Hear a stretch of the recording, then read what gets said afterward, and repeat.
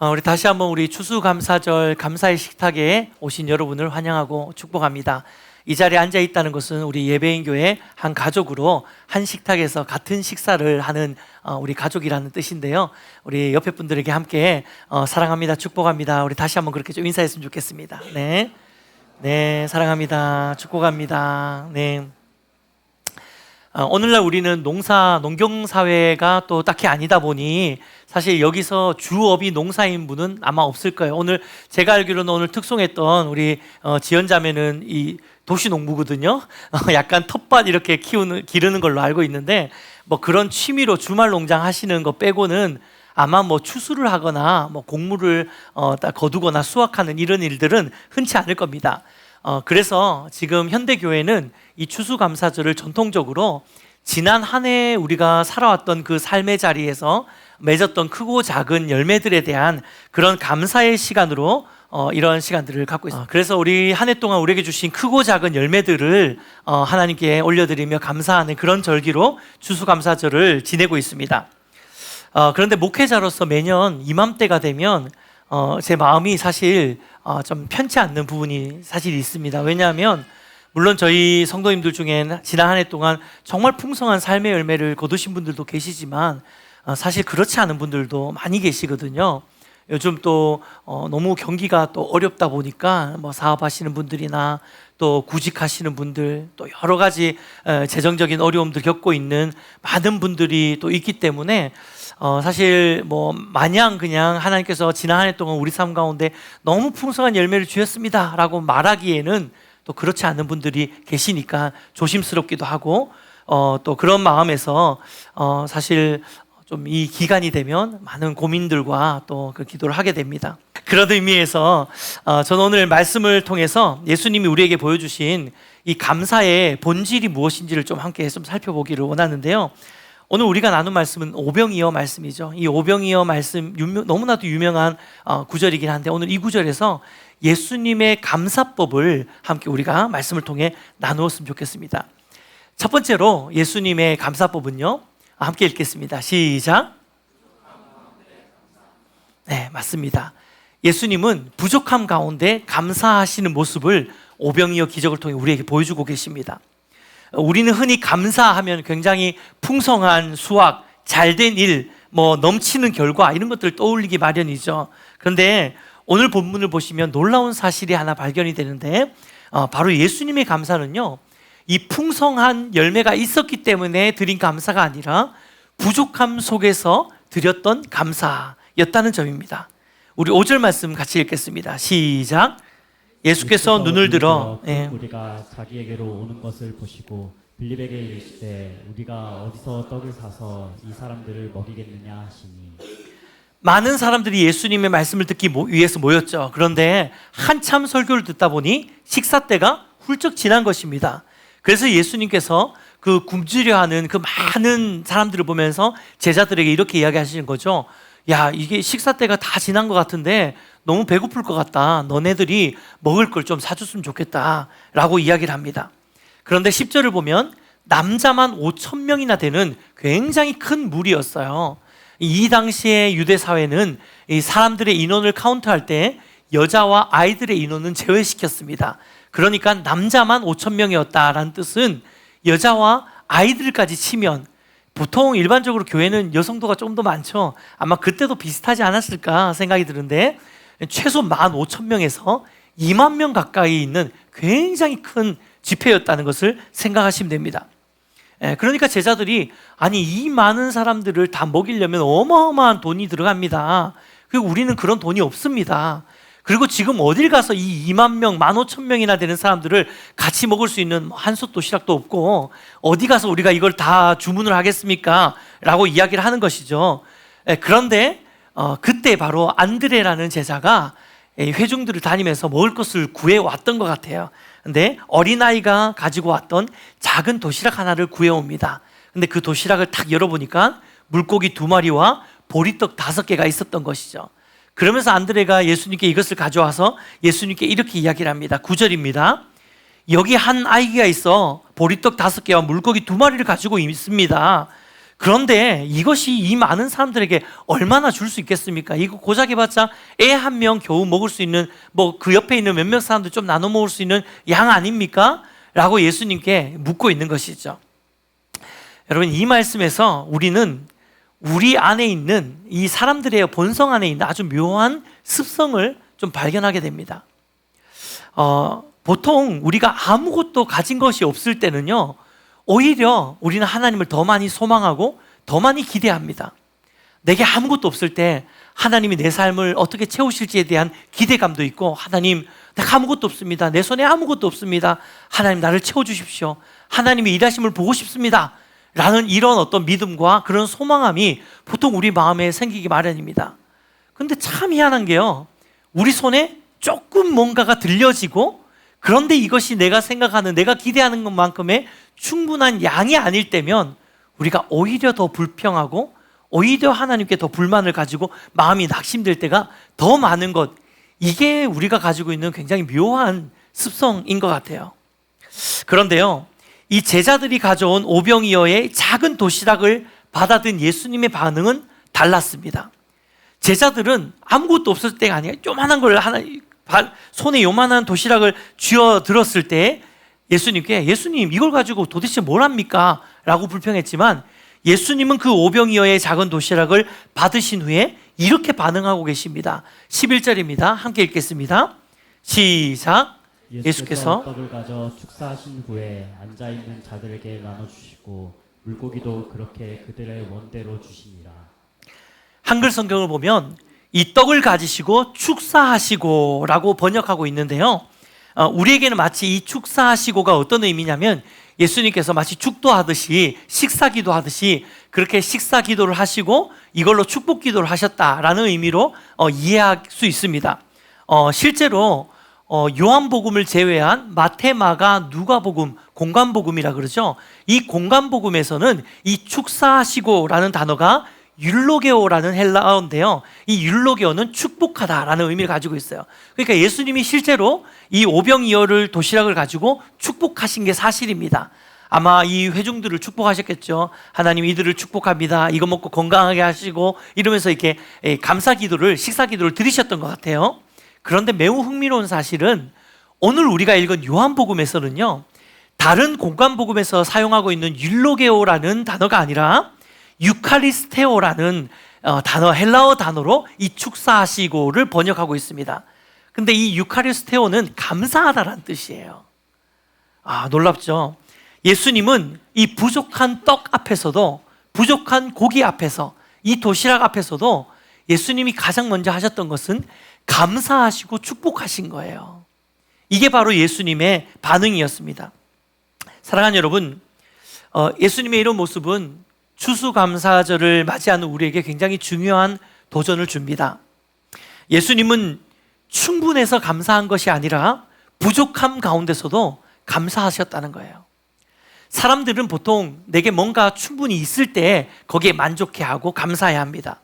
그런데 예수님은 그 부족함 가운데서도 믿음으로 감사하신 거예요. 무슨 믿음입니까?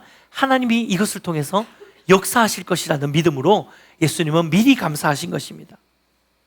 여러분, 감사는 상황과 환경에 따른 조건의 언어가 아니라 감사는 믿음의 언어가 되어야 하는 줄 믿습니다. 세상 살아가는 많은 사람들은 이 감사라는 것은 조건에 의한 감사예요. 그런데 신앙인에게 있어서 감사의 언어는 조건에 따른 감사의 언어가 아니라 조건이 좋고 나쁨에 따라서 드려지지 않고의 그런 조건적인 언어가 아니라, 신앙인에게 감사는 믿음의 언어가 되어야 되는 줄 믿습니다. 그리고 그 감사가 바로 오늘 본문처럼 기적의 문을 열고 하나님이 일하시는 열쇠가 되는 것이죠.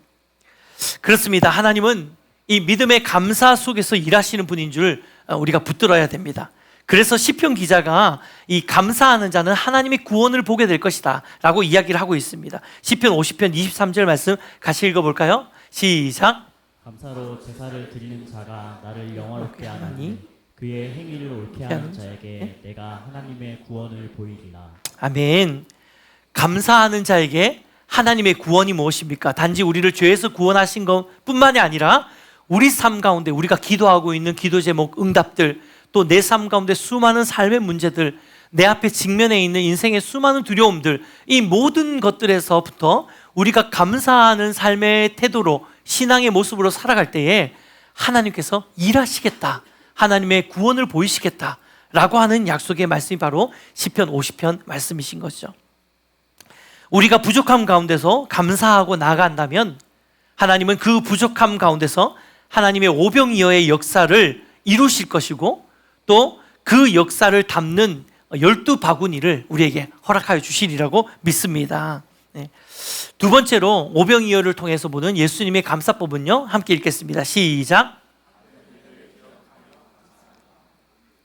오병이어의 기적이 일어난 후에 예수님은 제자들에게 이렇게 말씀하십니다. 12절과 13절 함께 읽겠습니다. 시작. 그들이 배부른 후에 예수께서 제자들에게 이르시되 남은 조각을 거두고 버리는 것이 없게 하라 하심으로 이에 거두니 보리떡 5개로 먹고 남은 조각이 12바구니에 찼더라. 여기서 좀 흥미로운 사실은 예수님이 제자들에게 먹고 남은 것을 다 거두라는 거예요.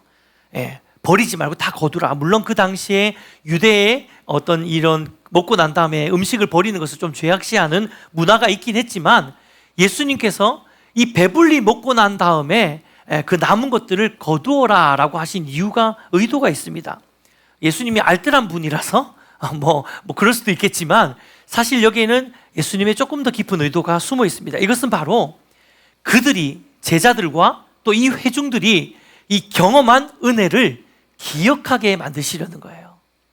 이걸 거두면서 그들이 이 놀라운 하나님께서 자신들의 삶에 이루어 놓으신 이 오병이어의 기적의 역사의 결과물을 보게 만드시는 겁니다. 그러면서 이 결과로 인해서 만족하는 것을 넘어서서 이 놀라운 일을 이루신 하나님의 역사, 예수님의 놀라운 역사를 그들이 그 은혜를 기억하게 하기 위함이었다는 것이죠. 특별히 먹고 남은 조각을 거둔 바구니가 몇 바구니라고 성경이 기록하고 있습니까? 12바구니. 예수님의 제자가 몇 명이죠? 12명이었죠. 자, 계산적으로 따져보면 상식적으로 이랬을 것 같잖아요. 제자들 한 명마다 바구니 하나씩 가득히 들고 다니면서, 자, 여기 넣으세요. 남은 거 걷어주세요. 이러고 다 걷었겠죠? 점점 무거워졌겠죠? 점점 바구니가 무거워졌을 겁니다. 그러면서 이거 완전 가득 찼네 라고 하면서 예수님 앞으로 나왔겠죠. 아마 이 경험은 제자들의 평생의 삶에서 절대로 잊혀지지 않는 경험이었을 것입니다. 눈에 보이는 물고기 2마리와 보리떡 5개로 시작되어서 지금 자기가 메고 있는 이 무에서 유를 만드신, 마치 하나님께서 말씀으로 이 땅을, 온 땅을 창조하신 것처럼 그들은 마치 그런 것과 비견하는 놀라운 기적의 역사, 예수님께서 창조해 내시는 물고기 2마리와 떡 5개로 수많은 12바구니에 가득 차게 떡과 물고기를 남기신 이 놀라운 기적을 그들이 보면서, 그들은 그 무게감이 단순한 무게감이 아니라 예수님의 기적의 무게감, 은혜의 무게감으로 그들의 몸에 새겨졌을 거라는 거죠. 그래서 이 12바구니는 그냥 단순히 남은 음식이 아니라 제자들 각자에게 예수님께서 들려주시는 은혜의 증거이고 그들의 삶에 남겨진 간증이 되는 줄 믿습니다. 예수님은 이것을 제자들에게 각인시키시고 이 은혜를 기억하게 하려고 의도적으로 남은 것을 거두라고 하신 것입니다. 사랑하는 여러분, 감사는 단순한 현재의 감정이 아니에요. 우리는 감사 이러면 감사를 감정의 영역으로 생각합니다. 그런데 감사는요, 하나님의 은혜를 기억하는 신앙의 자세이고 태도라는 사실을 우리가 기억해야 될 것입니다. 그래서 시편 기자도 시편 103편 2절에서 이렇게 이야기하고 있습니다. 함께 읽을까요? 시작. 내 영혼아 여호와를 송축하며 그의 모든 은택을 잊지 말지어다. 아멘. 하나님의 은혜를 잊지 않고 기억하는 것, 그것이 바로 하나님을 송축하는 것, 경배하는 것입니다. 아멘입니까? 네. 성경은 우리가 하나님의 은혜를 기억하지 않는 것에 대해서는 또 이렇게 경고하고 있는 부분도 있어요. 신명기 8장 18절 상반절에서 19절 말씀 같이 읽겠습니다. 시작. 내 하나님 여호와를 기억하라. 그가 내게 재물 얻을 능력을 주셨습니다. 네가 만일 내 하나님 여호와를 잊어버리고 다른 신들을 따라 그들을 섬기며 그들에게 절하면 내가 너희에게 증거하노니 너희가 반드시 멸망할 것이라. 아멘. 사랑하는 여러분, 은혜를 기억하지 않고 은혜를 잊어버리면 여러분 감사가 사라지게 돼요. 우리 삶에도 그렇잖아요. 내가 많이 받았던 은혜를 많이 받았는데 그 은혜가 어느 순간 내 삶에 사라지게 되면 감사가 사라지는, 이게 바로 직격탄으로 오는 현상입니다. 만약 여러분의 삶에 지금 불평불만만 가득하고 감사가 없다면 여러분 은혜를 돌아보셔야 되는 거예요.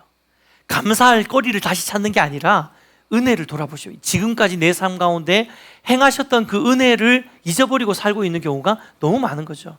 근데 더 중요한 것은 뭐냐면요, 감사가 사라지면 그 자리에 뭐가 오는지 아십니까? 교만이 찾아옵니다. 감사를 잃어버리는 사람은 결국 교만에 빠질 수밖에 없어요. 결국 이렇습니다.